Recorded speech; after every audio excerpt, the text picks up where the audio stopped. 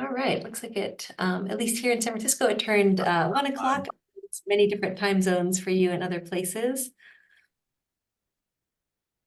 I just put in 11 o'clock p.m. Wow, thank you for joining. If it's not an ideal time for you, we try to vary the times of these sessions, but I know it's not ideal for everyone, so we'll keep doing that to hit some different time zones.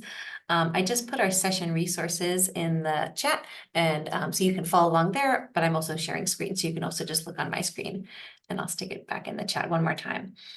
All right, well, welcome everyone. We're really excited to talk to you about Padlet for Schools today. And we know that there are many different kinds of schools, and I saw in the chat many different roles, countries, grade levels. So we'll hope that you can each find something that really is good for you with Padlet.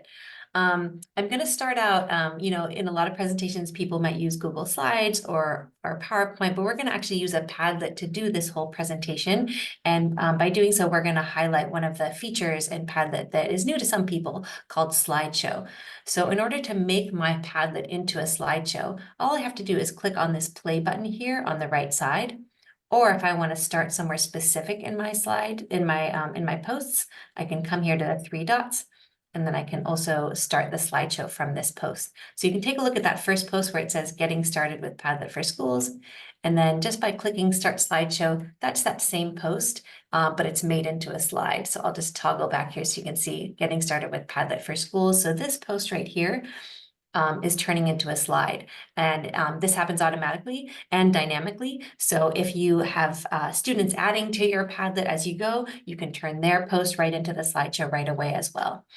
So to get started, just a few logistics here. If you want to turn on captions, you can click on the More button and then Captions to enable captions either in English or in other languages. I know we have a lot of countries represented here today. Feel free to use the chat as you already are, and also there's Q&A to ask questions throughout the session. And I put these resources in the chat. I'll put them in one more time since I know people are still joining. But here are our session resources, and you're welcome to follow along or reference those later.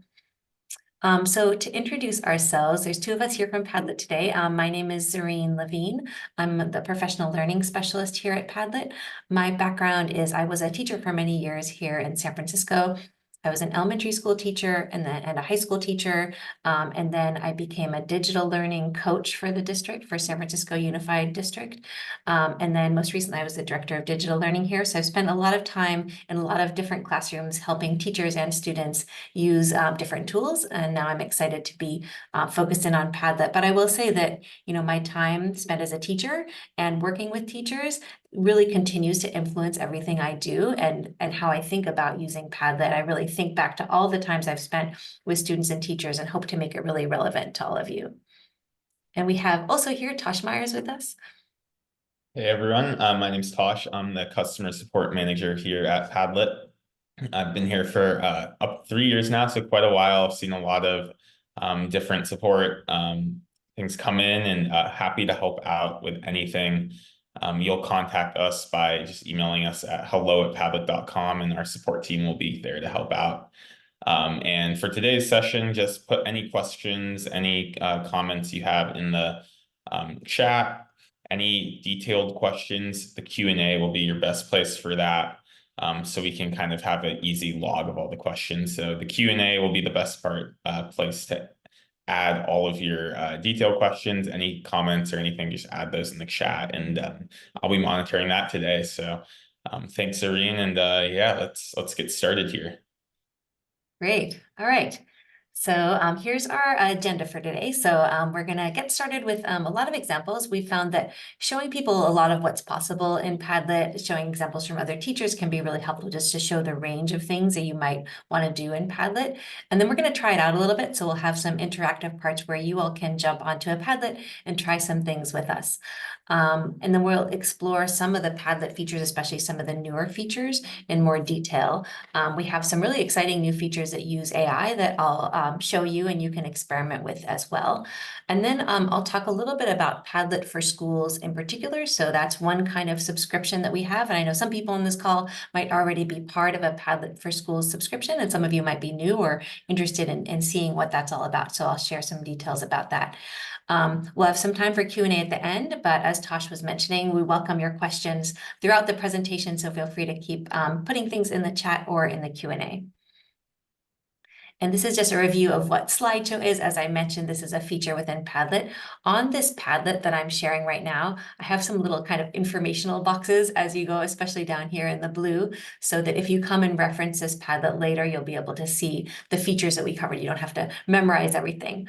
I also should say that we record all of our webinars, and we'll share that link for you in a little bit, but you can always come back and reference the recording. Even if there's a future webinar that you can't make it to, we always have the recordings and post them. So you're welcome to share these with others also. All right, so jumping into it, I first want to just take you into what making a Padlet is, what it looks like. So I'm going to take you to padlet.com. My padlet.com is busy. It has a lot of Padlets that I've made on here. Yours might have a lot too, or you might be newer to Padlet and have more of an empty dashboard here when you get started. The first place you can come to here is this pink button in the upper right to make a Padlet. And you can start just with this big box at the top to make a blank board. So Padlet is beautiful boards where you can create, you can collaborate and share any kind of information, but they're very customizable. So you can make lots of different kinds of formats, different multimedia posts, and I'll show you some more examples. The first thing you'll choose when you're opening up Padlet is what format you're going to have it in. So the first one here is a wall. You can also choose if you want sections in your Padlet or if you just want one big group of posts there. The really nice thing about Padlet is you don't have to worry about choosing the right thing right here because you can change it at any time. Even if you already have posts on your board, you can still come back and change the format and the posts will just move around. So I'll just show you really quickly what that looks like. So say I was making some posts here. And right now this is the wall format with sections. So here's a couple of sections. There's section 3, and I can add a post right there. So you can see the posts are showing up in these columns. So I'll make another one just so you can see what that looks like. Because this wall format is columns. If I come here to the settings, this gear icon, this has a lot of controls. And this is where you'll go most of the time to change things about your Padlet. You can change the wallpaper, the colors, and here's also where you can change the format if you decide a different format might work better. So right now we're in the wall format. That's the columns. Timeline and grid are horizontal rows, but it's still kind of organized. So the timeline is a wider format that stretches all the way across the page. And if I go to grid, it's also rows, but it kind of wraps in a little bit more narrow. So timeline and grid are rows. Stream is one long column in the middle there, so you can see how that shifted. And then Canvas is the most open-ended format. So this is the one where you can drag posts anywhere.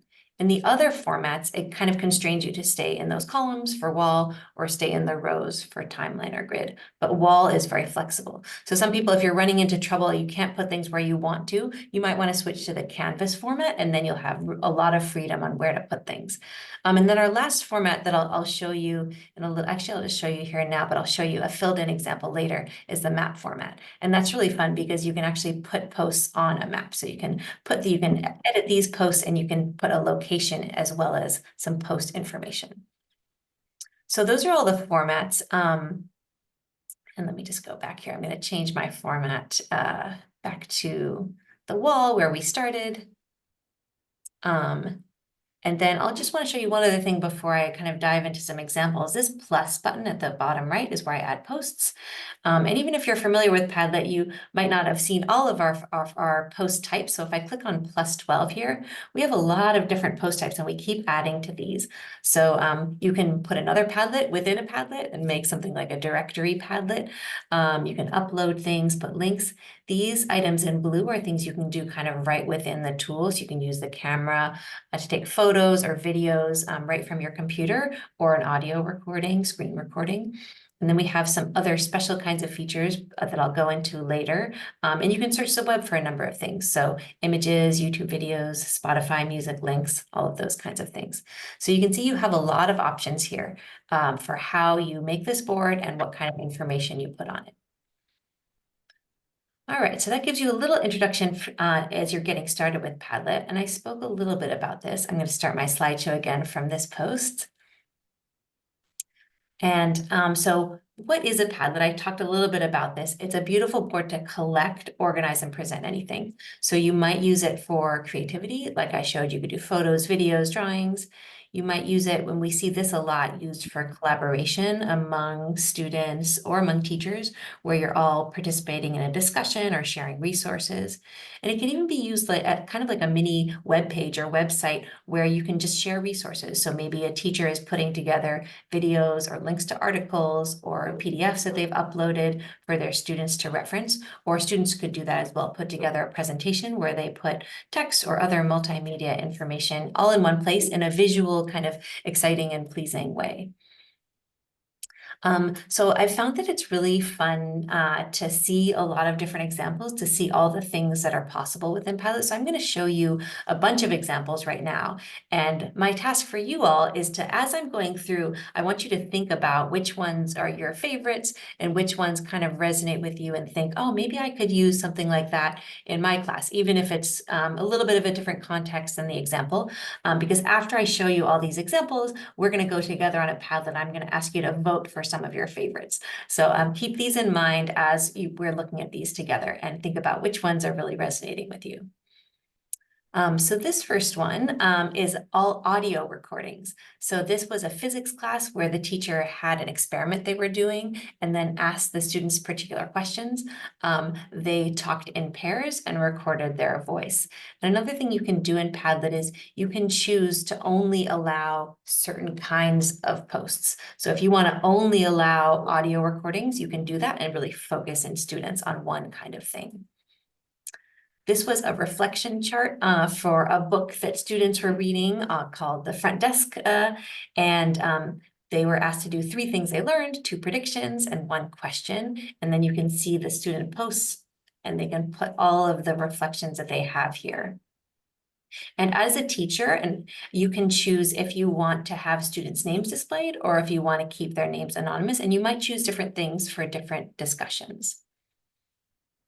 And then these next 2 are individual projects. So you might have students have their own Padlets and make an individual presentation or book report. So this one was a book report about the book Wonder by R.J. Palacio. And so they had different colors here. They had different titles, so characters, theme, plot. They could put images, videos, even a rating here. And students have a lot of fun designing these different kinds of pages. So that's a book report, individual book report. And this was a similar thing, but for a science project. And this is actually completed by my 10-year-old son made this for me. He did some research in his science class about, they were doing different biomes. So he put the research that he did here and he chose some fun images to go along with it. He was really excited to show the wintry forest. So he really wanted that background. So it was fun to see him. And I'm sure you've experienced this with your students. They get really excited about presenting their information. And in Padlet, we try to give you a lot of tools to put multimedia elements and also make it really beautiful and make it the way you want it to look. So really represent your ideas and your thinking. All right, so that's more about kind of creativity and different ways to do posts. Now for collaboration, and we see a lot of teachers using Padlets for collaboration. It's really great for that because students can participate in all different ways.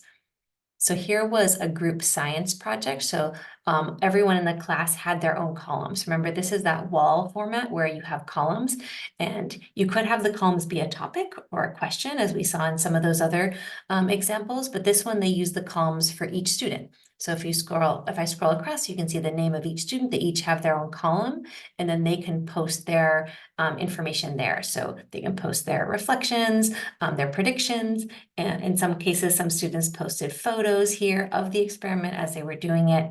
And so it's a nice way to have that all together in one place.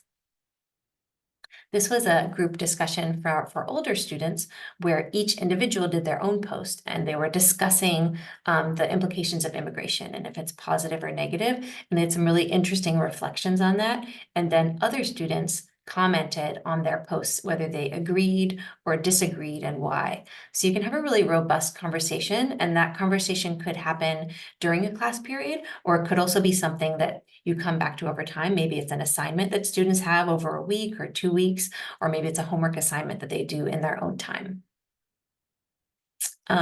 This was a small group project, and they used this the Canvas format. Remember, where you can drag things anywhere. So they had a little more control over where they put these posts. They used some different colors to make it look nice and engaging, and different photos. And they did research on the civil rights movement, and then put these posts together for their group project. So you can kind of think of it as like, I know when I was in school, we did a lot of group posters and things like that on real paper, and those are wonderful to still do. And this is another option to do that digitally. This next one was really fun. This is students made up their own math problems. So that's something that I used to do with my students a lot too, have them actually make up their own word problems and solve each other's. And this is a fun way to do that in a digital format, where they can put in fun images, animated GIFs, and they can put in even some math equations and things in here. You can see this teacher added in these hearts, so you can add some reaction types like likes. You could even vote for your favorites, and then the class could do the favorite math questions together. You can see a lot of creative expression happening there in math. And then this is an upper level art class. This is the stream format. Remember, that's that long column. So students took pictures of their artwork, and then each student, it looked like almost everyone in the class responded to and gave feedback. And you can see that they're using particular art vocabulary like shape and highlights and shading. And a lot of comments here on each artwork. And so each student posted their artwork, and then there's a lot of comments in there. So that's another way that you can have that interaction and collaboration between students, and those feedback cycles that we know are so important for student learning, to get not only feedback from you as a teacher frequently, but also feedback from their peers to iterate and get better and better, whether it's art, or you could do the same thing with a piece of writing or a math problem or a science experiment. Okay. Zareen, a good Yeah. question in the chat here from Francois. Uh, as you were showing, I believe it was the civil rights Padlet. They asked, in that type of Padlet, are students always aware of what other students have written, or is it possible for them to post privately? And so, good question. There's a few ways that you can kind of do what you want. The first way is to enable moderation for the posts. And so what this will do is there's a few options, but if you click manual moderation, what manual moderation will do is basically enforce all of the posts to be approved by the owner of the Padlet. Before they were, sorry, he says it was the science report one, so maybe go to that one. But regardless of the Padlet, if you turn moderation on, what you'll do is all the posts will appear on the Padlet for you with a button to click either approve or deny. It'll not show for all the students. So I've seen this used a lot where you'll give a group of students a Padlet, turn on moderation, ask them all to make their posts. And then when you want the posts to be seen by everyone, you can approve them. But until they're approved by you, you will be the only person who sees them. Another really cool thing that you can do to keep kind of certain posts private versus other posts is breakout links. And you can access this by going into the share arrow. On the top right, the share arrow is how to control who has access to the Padlet and specific parts of the Padlet. And you can see here, this is a good example. Each student has a section. So on the left side, you can see sermon, Bambi, and full. They all have sections, and they all have their own specific breakout link for that section that they want to post on. So here, Zareen has brought up sermons breakout section, and sermon can only, if you send them the link to their section, they will only be able to edit and view their section and not the entire Padlet. Then once you want all the students to view all of the responses, you can just send them the link to that Padlet, the overall Padlet, but first just send the breakout link URL to the student from the share arrow. So that's a few ways to kind of control who has access to posting. And cool, yeah, looks like it answered your question. So thanks for the question. Now back to you, Zareen, for the continued demo. Thanks so much, Tosh, and thanks for that great question. Yeah, I think Padlet is really powerful in terms of like showing and sharing information, and you as a teacher figuring out when you want things to be anonymous and when you want them to see each other's work and not. So you have a lot of tools for that. All right, so a couple more examples. And as we're going, I hope you're thinking about which one are your favorites, because we're going to vote in a few minutes about which one you think you might use or which one you really resonated with. So I showed you this briefly earlier, a map format. So this can be really nice if you're studying something. So we're here in California, so I did a California history map. So there's some different points here, and you can put an image and text about the different important events in history. So it could be a historical map like this one, or it could be a current day map where you're studying current points of interest or national parks or whatever it is that you're looking at, current natural places that you want to explore. So that's a map format. This one was really fun. This is an upper level forensics class where they used that Canvas format. Remember, where you can put things anywhere. You can also connect things with arrows that you can see here to make things like a flow chart. For this assignment, they provided evidence for a case that students had to explore. So they had to look at all of the images. There's different testimony from witnesses. There's links to documents with more evidence. So this was a really engaging way to show this to students rather than just giving them a stack of paper with a case in it. They have some links to information here, but they also have a lot of visuals and have presented it on a board here. And then they've also linked to a PDF document where students can fill out their answers, PDF of a report that they're supposed to complete. And then these next two are more about sharing resources. So this one is a class syllabus. So this is like a high school history class where teachers put all their resources in one place. And this is what I was talking about before, like kind of like a mini web page where you have a landing page for all the information, and students could use this to come back to when they need to access the syllabus, or if they need to access the textbook or other links or other assignments. You could even keep adding to this each week, the assignment or the homework for that week. You could link to other Padlets if you have a discussion that you're completing. So I have an example of that here. So there's a lot of ways you could kind of present information and have that kind of ongoing place to come back to. And then this one here is for teacher collaboration. So this was a fourth grade math unit, and they have some different websites that teachers can use. So teachers can collaborate to share resources. So like, for example, all the fourth grade teachers could have this shared Padlet, and they put all the resources that they're using for each unit. So there's unit 1, then you scroll down, here's unit 2, and they have here's a parent letter, a video, some different anchor charts. So all kinds of resources that could be really helpful to share, that you could use Padlet for that kind of adult teacher collaboration as well. All right, so going forward here, I'm going to put another link in the chat where I would like you to kind of let me know which of these are you most interested in, then we can kind of dive into them a little bit more.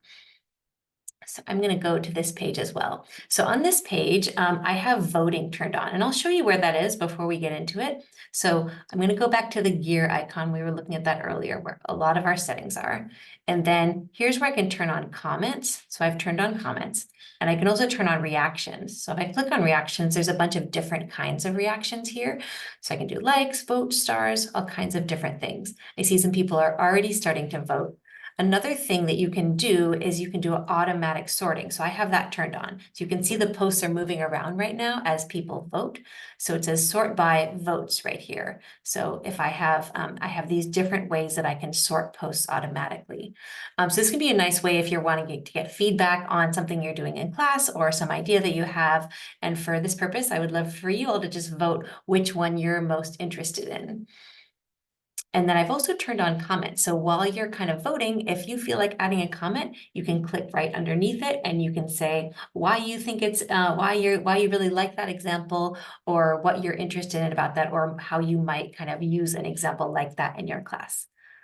So great, I see a bunch of people on here already voting. Looks like there is a clear winner, but we'll look at a few of these. So it's okay if yours isn't at the very top, that's okay too. This is exciting to see what everyone likes. All right, so it looks like audio recordings is still up pretty high here, and then the timeline as well. I know that a lot of people really like that map format because it's so different from the other formats, and it's a really nice way to kind of display information that does have that localized component.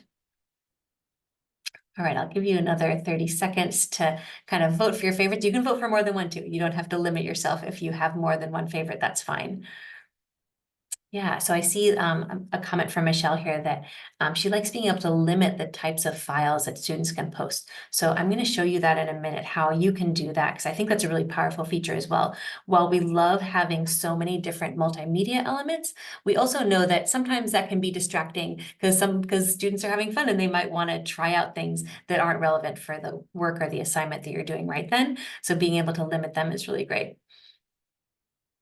Oh, great. And I see that someone posted on the timeline the map that someone used that as an icebreaker about where are you? So that's a great thing if you have an international audience, or I've done some icebreakers with an important place to you or important location so people can share something about themselves, even if you're all in the same place.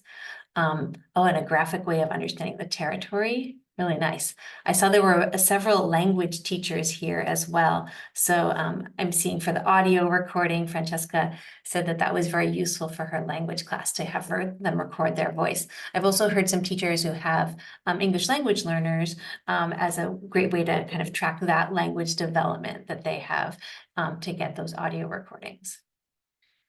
And I see a comment from Amanda here on the book report, giving students that customization. I know with my students, they would, and even for myself, I love kind of playing with the different backgrounds and colors within Padlet. So thank you so much for all of these great comments and feedback about these different types. So we're gonna take a closer look at these ones that were kind of voted most highly to talk about a little bit more about how they were made and how they work. So let's go back into, I keep switching. So I'll start at this audio recording one. So again, this was where the teacher had everyone submit audio recordings, and they wanted to constrain that because that was the assignment. You see that everyone did submit audio recordings. They did the wall format so that they had these different sections because they were doing different experiments. And so they wanted different reflections on different experiments. And you can see they did that over time as well. So they chose to do the columns, and this was all from last school year. So they had, one kind of experiment each week. So you'd see 8:30, 9:15, 10:04, and that's how they organized their information. So I'll show you how to customize this a little bit more. So again, we're going to go back to the gear icon. And I'm going to come down here. So as we spoke about, they used the wall format and they grouped by section, and they did a sections by date. And then they turned on the reactions for like. And then here's the section that a lot of you were talking about, this post field customization. And that's where you can constrain what options are available. So I'm going to click into post fields, and then I'm going to click on attachment here. So here you can see that all of the options are checked right now. So students on this Padlet could submit anything, and I'll go back and show you what this looks like. So if I'm submitting a new post here, I have that +12. If I click on this, you can see all of the attachment types are available. So for some students, maybe that's fine. You can just direct them to what you want. But for other students, it might be distracting. So it might be helpful to only show the audio recording button if that's what you really want everyone to do. So I'm going to come back to my settings, my gear icon, scroll down to posts, post fields, and then go to attachment type. And I'm going to turn off all of them. So I'm going to go to none. And now I'm going to choose just the one that I want, which is audio recorder. And I'm going to save that. And then another nice option here is a custom field. So if I want, I can ask a specific question. I can say, what was your favorite part? Or I could put something like a sentence frame or something that I want them to really adhere to. And then that'll show up in my post as well. So now when any student clicks on this plus, two things happen. Remember how before we had that +12 and all of those options, now I just have one option. So they don't have access to any of those other attachment types. And my question that I wrote here, what was your favorite part, is showing there at the bottom. So it gives them that extra prompt to focus them in on what I want them to do. All right, so that is that one. And Zareen, good question in the chat here from Alvaro. Thanks for the question. So there's a few questions here, but they're really revolving around how to share a bunch of Padlets with the same group of students. And so unfortunately, there is not really a great way to organize your Padlets in folders from the dashboard. If you navigate back to the dashboard, Zareen, at padlet.com and go to the bookmarks tab, which you're already in, you'll see that Zareen here has different bookmarks for some of the different demo Padlets that she has. Obviously, as a teacher, you can edit these folders to be maybe for your own classes or different subjects or whatever, but there's not a way to share this folder with all of your students. The cool thing is though, is that you can actually use a Padlet as a way to share multiple Padlets. This is what I would recommend. So for example, say you wanted to share 10 Padlets with the same group of students. What you could do is create one Padlet and say, okay, this is my period 1 science class Padlet folder, Padlet, then link all of your other Padlets to this one Padlet. So then you'll have kind of almost like a table of contents of all of your Padlets linked to one Padlet within the URL. And if you go to the posting menu on the bottom right, what you can do is kind of and click into the posting options. On the top left, there's the option to link Padlets.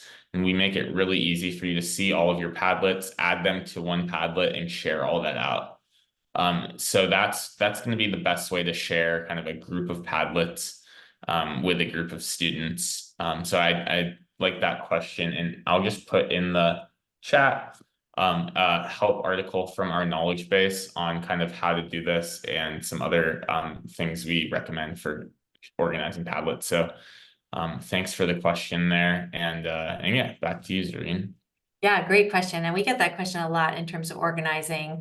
And we're continuing to add more ways to organize. But this idea of like a directory Padlet or a Padlet of Padlets is actually what I have right here as well. So I wanted you to all look at these 10 Padlets that we just looked at. So I added them each as a post. So that's a really useful way to kind of group things together. Maybe you have something for a unit or a week, and you can link to other Padlets. So thanks for sharing those ideas.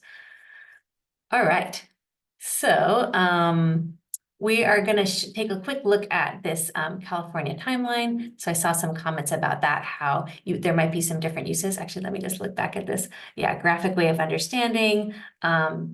And oh, that's a great idea too, to identify different kind of milestones based on location. So as I was saying, when you create posts in a Padlet like this, you still go to the plus, but you can search by name. So I'm in San Francisco. So if I wanted to add a point about San Francisco, I could do that. It's going to put that location on the map, and I can still add some images. So I'm going to come to +12. I'm going to come to an image search, and maybe I'll say Golden Gate Bridge. And I can put in an image here, and I could add some text here as well, but maybe I could add some history about the Golden Gate Bridge since this is a historical map. And then I've added my point on the map here. So it's very easy to kind of add things onto here. You can add text and images, and there's a lot of different ways you could have students interact with it as well. So you could add posts ahead of time, or as some teachers were saying, they had students add kind of maybe favorite locations or things that were important to them for a personal timeline, that sort of thing. All right, and maybe I'll just do one more here. This individual book report, people were talking about how much students love customizing their own page. And thanks for adding this comment too about recommending books and things they like. So that's a nice thing you could do too. You could have other students kind of vote on here. You could use that idea that Tosh was just talking about having a directory Padlet. So each student makes their own book report, and then you could have that all together on a page. Students could write stars on there or likes. And so there's different ways you could group together these student projects. For this one, I just wanted to highlight a few different customization things that you can do. So if I click on the 3 dots next to a post, I have some additional options here.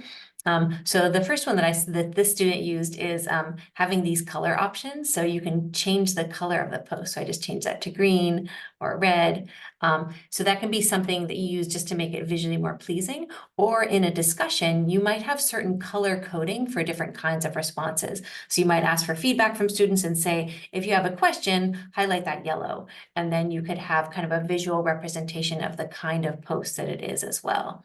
If I come here to settings, I also have a couple of different visual things that I can change. So I can change this little icon, which is fun, and that's going to show up in the upper left here. So if I click on this, there's some built-in kind of emoji ones, but of course you can make your own as well. You can even draw one or upload one that you have searched for one on the internet. And then similar with wallpaper, we have a lot of built-in options. So first we have just solid colors, but then if you scroll down, we have some really interesting gradients, textures, and these are some of my favorite, these photo backgrounds. So you can experiment with these and students can have fun kind of experimenting with this different artwork. And at the bottom, just the way it was with the little logo, you can also upload your own or search for one if you want something really specific. You also have a little bit of flexibility with different fonts. So you can see that changes the look of the font if you want more of a typewriter setting or a different setting there. And I can also change how wide these posts are. So you can see kind of those thin columns right now, but if I make those wider, it's going to spread out a bit wider. So sometimes that's a nice way to visually present information. So really this settings panel is very rich. As you can see, we've talked about some of the things in here, but there's a lot of options in here. So just trying some of these out, and Padlet is very flexible, as I was saying before. If you change something in here, it's easy to change it back. So it's a fun place to just experiment with different looks. You can check out, I do this all the time. I put a wallpaper on and then I think, oh, that's not quite right. And I change it again, or I see if the wide post looks better or if it looks too crowded. So really encourage you and your students to experiment with all those different settings. All right, so those were a bunch of examples, and thanks so much for that participation in there. Oh, actually, one other thing I should say, on the bottom of this page, I have another section, and I can see some other people added some things they would like to try down here. So one other thing to note on Padlet, you can always use this plus button at the bottom, and that'll make a post. If you want to make a post in a particular section, so under this section, I can hit the plus right here as well. So on this same Padlet, and I'll put this back in the chat as well, if you want to add any of your own things, any of your own ideas for things that you'd like to try now that you've seen a lot of these features and a lot of examples. And I see, can I add things here? Yes, you can. Somebody really liked the breakout room, so feel free to add other things here. And then also you can vote for each other's. If you have something, and I see some people voted for breakouts that they're interested in that, and that's perfect because I'm about to show you another example of that. I know we did a quick example with that science experiment, and I'm going to show you another one now, but feel free to keep adding to that page and we'll take another look at that. Okay. So now I'm going to go into the ocean ecosystem. So this is a Padlet that I made to kind of show some more features of Padlet, and I've talked about some of them already. This is the wall format, and I have sections. So imagining that we're studying a unit on the ocean ecosystem, and that these are subtopics that I have these different groups studying. So this is a scenario similar to what the question was about, where I just want each group to focus in on their own kind of information. I don't want them to look at everything. First of all, when I'm presenting this information, I can filter it in different ways. So this is really fun. Up here, I can filter by searching for a word. So at the bottom of each of these columns, I have some homework. So maybe I want to highlight that and show everybody. So I'm going to search for homework. Now I only see the homework section of this Padlet. It filters out the page. All the other information is still there in the background, but I just have a filtered view right now. I can also have a filtered view by color. And so this is what I was talking about. If you ask students to color code, if they have questions or comments, then you can come up here to this little icon and you can filter by the color of the post. So say I just want to show the group names, those are in blue, so I can highlight that. Then maybe I just want to show the video. So here's the videos that I want them to watch. Then I can just search by yellow and see that these are the discussion questions that I want them to use, and so on. So it's a nice way that you can focus in attention by filtering the page either by word or by color. So now to get back to the section. So if I want this coral reef group, I don't want them to get distracted by these other videos or to see what the other group is working on. So I'm going to come back up here to the sharing arrow. And this is where I have those breakout links. So a couple of people said they were interested in trying this. So this is how you do it. You have to have things in sections because that's what it's going to break it out by. And then you're going to click on breakout links and you copy the link. So it has its own special link. So if I copy this link, then I'm going to open that in a new window.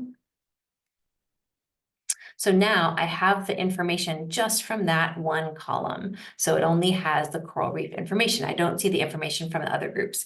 And when students are interacting with this, maybe you can see I have a few test posts here already. So if students are adding maybe the answers to the discussion questions, only they're going to see it because they're only on their own column. But then if I come back to my ocean ecosystem, I, as the teacher, can still see if I come all the way to the bottom, test 3, that's the one that I just added. So it keeps every student group focused on what they're doing, but they can still interact and add their posts here. And then we could come back at the end and the whole class could look at it together. Okay, so there's a couple other things there, but I want to keep us moving. I'm going to come back to my main Padlet. So there's a couple other features that I've kind of listed here, and we've talked about some of them already, breakout links and customizing your post fields. I'm going to move us in. I saw there were a couple of questions about AI, and this is a really exciting feature that we have, Magic Padlet. So I'm going to show you a couple of examples of this next. And so to get started, I'm just going to go back to padlet.com here. And so this feature is part of making a Padlet. So if I click on the pink button for making a Padlet, before we created a blank board and we just clicked right up here. And one other thing that I didn't mention yet is you can also make things from templates. So we have a lot of templates down here. So that can be another way to kind of get started in a certain format. And those have instructions that go along with them. But right now we're going to look at this section, creating a Padlet with AI. So this is a nice feature that's fairly new that we've just added that allows you to create the whole Padlet using AI. So it'll generate a whole Padlet for you. And I'll show you an example of what that looks like. So if I click on, for example, classroom activities, I used to be a 9th grade biology teacher for a little while, so I'm going to do that example, biology, and I'll say 9th or 10th grade. Imagine we're studying cell structure. And I want some interactive activities about animal and plant cell structure. So I put in this prompt and trying to be as specific as possible. And then when I hit create, it's gonna get some information from ChatGPT-4, which is the most current ChatGPT, and it's also gonna do a web search and get images, links, videos, and it's gonna bring back some information. So let's give it a try. So it takes about maybe 30 seconds to a minute, and here it comes back. So pretty quickly, it brought back a lot of information for me.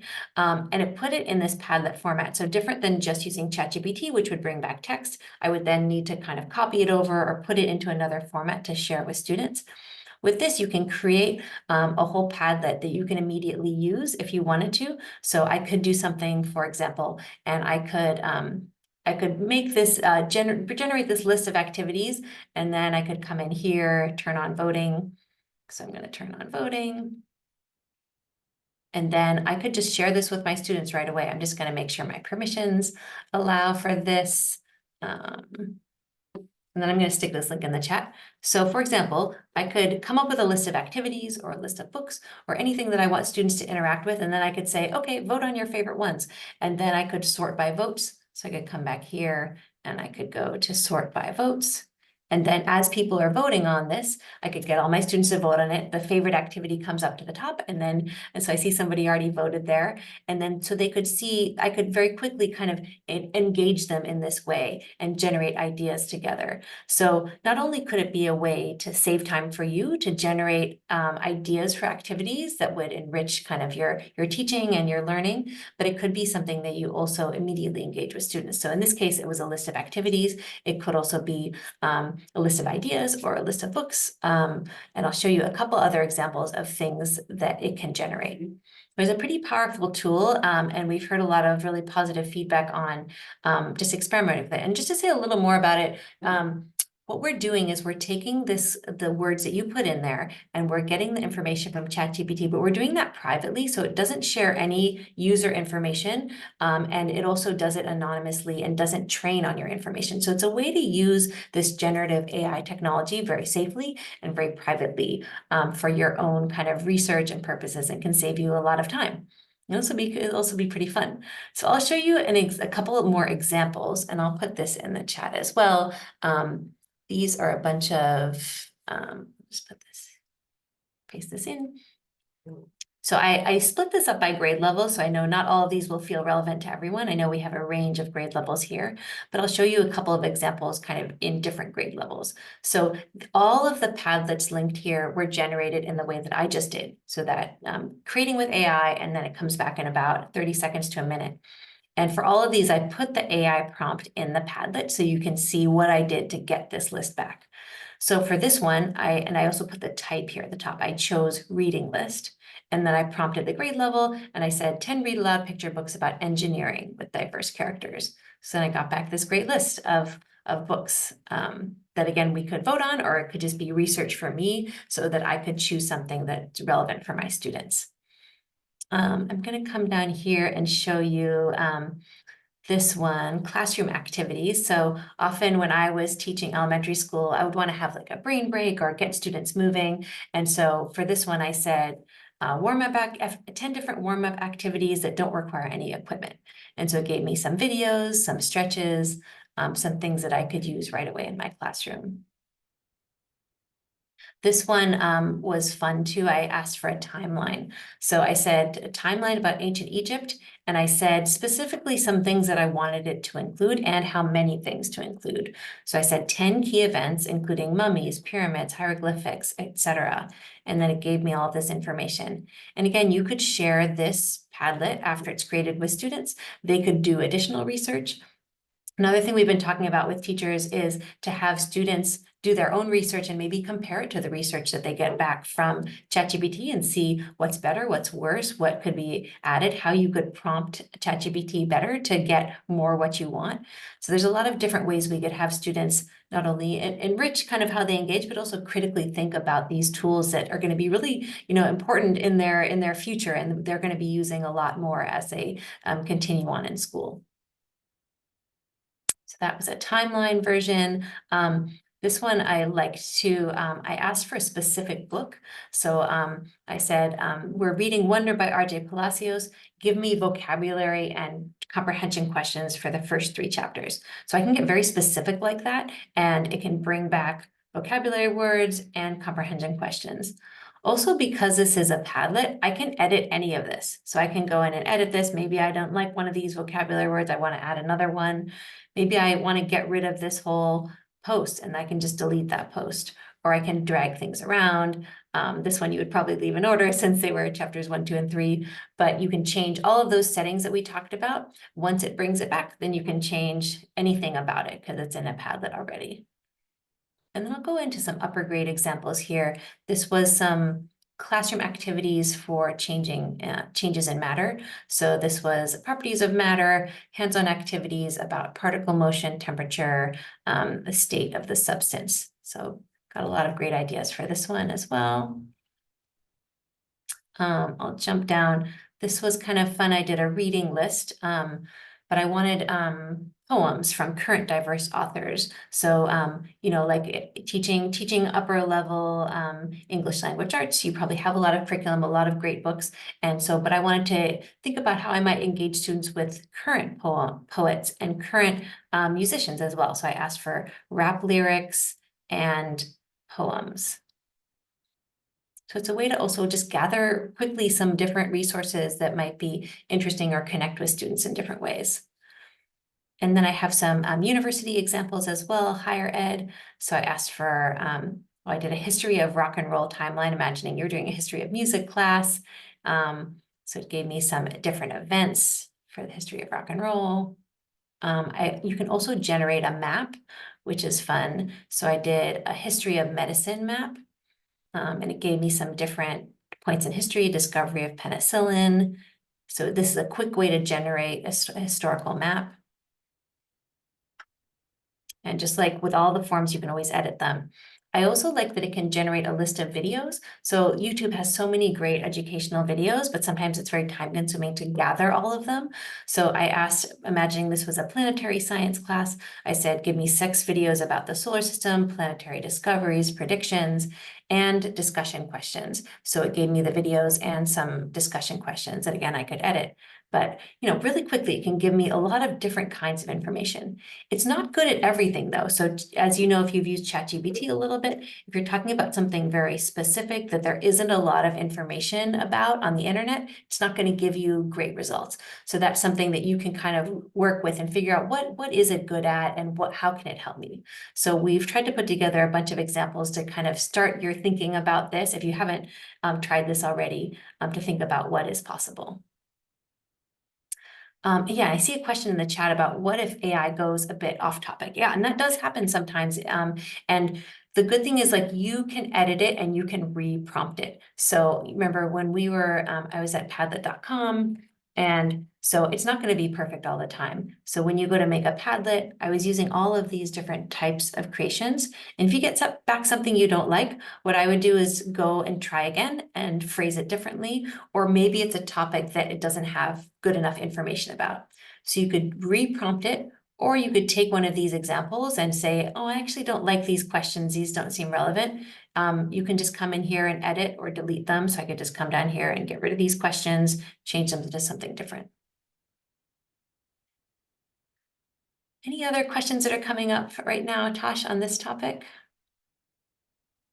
I'm not seeing AI questions. I did see one question about kind of how to explain how to use this to students, and is it, what we've seen on how students are using it. From what I've seen personally, I feel like most students can actually use Padlet pretty easily. It's relatively intuitive, especially for a lot of students who've been using a lot of tech. There's a few things though that I would recommend, maybe if you're starting off with students who might not know how to use Padlet. Some things we've shown already, but like post fields, just making it very easy for them to see, what posting option you want them to post with. And so Zareen's customized this in a few of her Padlets, but say, you only want them recording their audio for a minute clip, like, deselect all of the options besides that audio recorder and make it really easy for them to know what to do when they're posting. Another thing you can do is like just make one Padlet, like we said earlier, sharing all the Padlets that they need access to, so they'll have easy access to all of the Padlets. Breakout links too are really helpful to kind of make it super obvious where they should be posting within your Padlet. So then you can just share them one link and their post will go in the exact spot that you want it to. There's also, I'll put in the chat here, just kind of a getting started article, a help article from our knowledge base with like a 2-minute YouTube video on just some basic Padlet tips and tricks. This is really helpful too for people getting started. So yeah, hopefully the students will make use of that. Another question here. If I want to use it like a whiteboard, how can I do that? And I think I saw that earlier in how to use Jamboard, or that you use Jamboard and now you. So I mean, really Padlet, you can do anything that you'd want to do on a whiteboard digitally. I think the number one thing is to start by creating your Padlet. So just going to padlet.com and making a Padlet. There's kind of 3 options. You can start from scratch, which is what Zareen just did, or start with AI or start with a template. But this is really just a blank board. And now you can see that we've created a blank board from the settings menu. So there's really 2 settings that you want to look at, your settings and your share settings. The share settings are in the top right, the share arrow, and this controls who has access to the Padlet. The settings cog on the bottom will show, kind of allow you to edit how your Padlet looks and what it does. So those are really the 2 settings that I would recommend checking out. And then you can start sharing the link out and have people, add resources there. Another thing that I would recommend if you're kind of looking to get started with Padlet is on our link padlet.link/webinars. What you can do is view some of our getting started resources. So we have a Padlet for Beginners session, really good to see kind of how to use Padlet from the start, as well as some help articles and stuff like that, all of our past recordings. So make sure to check that out as well. Thanks so much, Tosh. And just to add a little bit, if I were thinking about like really making it like a whiteboard, one thing to think about is Padlet is dependent on having posts. So you do have to have everything in a post, but you can, by using the Canvas format, you can move it around anywhere. And I was just demonstrating here, if I can put text into here, and it kind of like putting a Post-it on a whiteboard. But if I really want to draw on the whiteboard, I can't draw on the background, but I can draw on posts. So I could even use this drawing tool right here. And then I could use it more like a whiteboard. It's still going to be part of a post, but I can move that post anywhere. All right, well, thanks for all those great questions. We're gonna spend just a few minutes doing something that this tool that is very fun. Whoops, that it's AI drawing tool. Let me just grab that again. So one of our post types is making AI drawings. So I'm gonna come into here and just to show you an example of what this looks like. So when you come to the pink plus here, and you all can do this along with me if you click on that link. So click on the plus, and I've constrained the attachment type to just I can't draw, so we can all do this together. So you click on I can't draw, and then you're going to prompt the AI drawing to create any kind of drawing that you want. On this board, we've just been having fun with animals wearing different clothes or eating different food, so you're welcome to do that. It could be a nice icebreaker to get to know students better. So I'm going to say, I have some cats at home, so I'm going to say cats playing golf with a rainbow in the background. So you can prompt it very specifically for real things or imaginary things, and it's going to come up with some different options for you. And there's a lot of different uses you could use this in the classroom as well. You could use it for a fun icebreaker, or, oh, I like these. Or you could use it for something more academic, where you have a specific content area you're studying, like rainforest, and you want to make a specific image to prompt students for writing or reading. They could use it to create specific images for their own presentations. I think, Tosh, you were talking with some teachers who were using it in some fun ways too, right? Yeah, we were actually just down in Palm Springs for a teacher convention, and we were kind of talking with teachers about how they're using the AI I can't draw tool. And one thing I thought was really cool and a really good use case is basically a teacher created a Padlet, prompted the AI drawing I can't draw with a very detailed prompt, maybe something relating to a topic that you're teaching. And then that post is kind of showed on the Padlet. And then you ask your students to try to recreate that image that you made with their own words. So basically that shows all of your students, how to prompt an AI model in a search engine to kind of return something that's very detailed and not just rely on their AI to do all their work. They still have to be detailed and think about what they're going to prompt the AI to do. And I thought this was a really good use case to show students, how to kind of use AI safely and in a good, productive way instead of just having it like kind of do all their work for them. So yeah, I was pretty excited about that use case when I heard about it. Yeah, I love that sort of the reverse engineering. So you could show them the image, they could create the image, or you could create the image and make them kind of figure out. And I would, as Tosh was saying that, I was thinking about like if you're reading a book, maybe you illustrate a scene from that book and they have to kind of describe that or figure out which scene it was. It could be kind of a mystery thing. There's a lot of different ways you could use it in an academic context.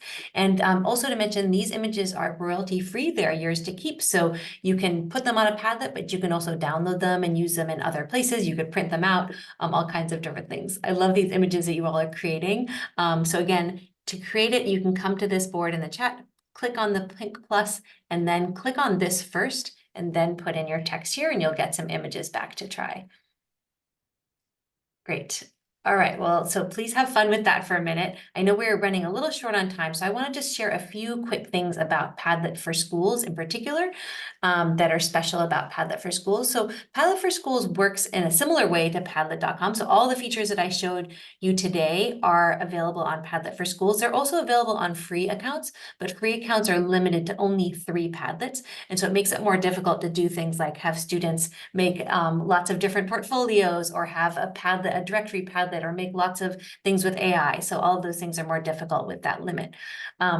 With your Padlet for Schools account, there's a couple of things that are nice about it that I'll share. And I'm going to go into a test account here. So the first thing is that this URL, you have a special URL for your school. So it could be like your school name. We have this test one called Padlet College, but it could be a Padlet, a special name for your school, .padlet.org, and then you'll enter in there. And then you have this kind of contained area just for your school that's private to your school. So no one can access this without logging in with a school account. So it makes it safer for your students and teachers to have all your information. You also have a shared dashboard here. So in my Padlet College dashboard, I can share things with other teachers and you can choose what you want to share. So that's kind of nice. I'll also show you some of the admin settings. So if I go into settings here, I have my info that's going to be the same for any account that for personal accounts. But then down here, I have some organization info. And so as I was saying, you have your organization name. You can even put a special logo. You have a special URL. You can do also a bunch of integrations. So if you log in with Microsoft or with Google or with Clever, you can set up that single sign-on to work into Padlet. So you can just have everyone sign in the same way they do for all their other apps, for anything else they do at your school or university, and then it can enter into their Padlet school account. You can also connect it to learning management systems. So I know some people use Moodle or Canvas or Schoology. You can connect it so Padlet lives right within your learning management system. So you can stay within your learning management system the way you always are, but you can use all the features of Padlet right there within your learning management system. So that's another connection that can happen with these Padlet for Schools accounts. You can set different permissions for students and teachers. So for example, I could have students only making Padlets within the school. So org only hidden means they can only make Padlets visible by other people within the school. So commonly we have schools setting it up that way.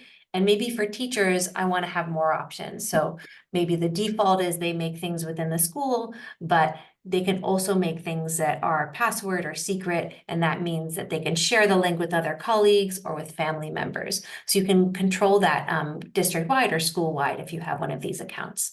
You can customize your content safety. So we didn't talk too much about this, but there's some automatic moderation we do with something called Safety Net, which is also artificial intelligence powered moderation to check that only appropriate things go up on your Padlet. So if something looks inappropriate, then it'll get screened. The teacher or the owner of the Padlet will get notified and they'll have the chance to approve it. So just a little bit of extra kind of oversight to make sure that only appropriate things are showing up. And then lastly, you'll get some analytics about your account. So you'll get to see how many Padlets are being created each month. You'll get to see your users and how many Padlets are making. So I could sort and see, oh, these users are really making a lot of Padlets. Maybe they're doing great things that I want to share with other teachers. As an admin, you can also go into the different kind of accounts and see the Padlets that people are creating. So you have you can do a lot more sharing and you can have a lot more data and control and have really a kind of community for your school that's shared with Padlet for Schools. So we'd love to kind of share more information with you about that if you're interested. And that brings us to, let me just come back to where I started here. And I'm going to put this back in the chat as well. So here are our session slides. And I'm going to come back here. So if you want to reference anything we talked about today, and I have a few kind of closing things, but feel free to ask any last questions in the chat as we kind of come up here on the hour. Sorry, running a few minutes over the hour. But lastly, it would be super helpful if you all wouldn't mind filling out our feedback form. We really appreciate your feedback and want to make these sessions most useful for you. So anything that you liked or didn't like, or any new things that you would like to learn more about in future sessions, please fill out that feedback form. And then I think Tosh already shared the link for, but I'll put it back in here as well. Upcoming sessions and also recordings for today's session and past sessions will be on our webinar page. There's some more information about Padlet subscriptions here, so like Padlet for schools, so you can look at that if that's something you're interested in, or pass it on to, you know, your principal or somebody in your district who is in charge of that. We'd be happy to talk to anybody at your school or district or university. All right, I'm putting the feedback form there one more time since I know there's a bunch of links. So that's the one on the bottom right now. So if you wouldn't mind just taking a quick minute and filling out that feedback, letting us know what you liked and what you'd like to see more of. It was so nice to meet all of you, and I'm so glad you tuned in from all over the world. You had some great questions, and thanks for participating with us on these Padlets as well. All right, well, thank you, everyone. Thanks for filling out the feedback. And I guess we will close it there, but we hope to see you at the next webinar. We'll be doing a bunch more in April, so please tune in for the next one. All right, bye-bye, everyone.